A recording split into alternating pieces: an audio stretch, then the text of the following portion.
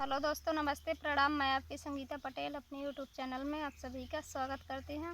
एक छोटा सा अवधी सोहर गीत है और सोहर गीत कैसे लगे कमेंट में ज़रूर बताना। रामाचारे दीना के कान्हैया मुरलिया बजावे बांसुरिया बजावे बांसुरिया बजाई हो। रामाचारे दीना के कान्हैया मुरलिया बजावे बांसुरिया बजाई हो। रामा कहना के जने में कान्हैया कहनाया जे खेले कहनाया जे खेलाई हो।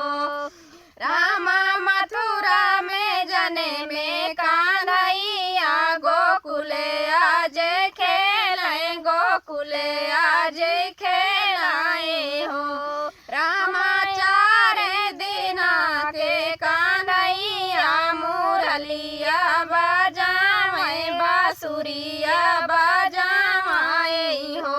रामा के ही कहने कोखिया से जने में केहिया गोखिया खेले केहिया गोदिया खेलाए हो। रामा देवकी के कोखिया से जने में यशोदा गोदिया खेले यशोदा गोदिया खेलाई हो। रामाचारे दीना के कान्हैया मुरलिया बजावे बांसुरिया बजाई हो।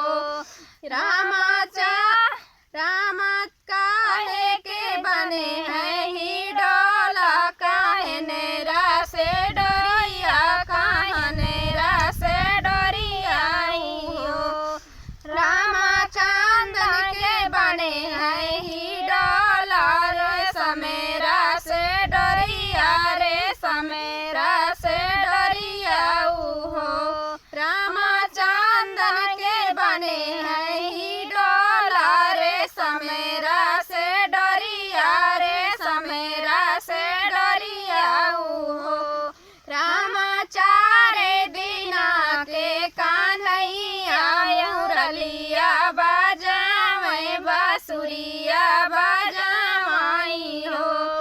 रामा मैया यशोदा झूलावे आती हरे सावे आती हरे सावाई हो।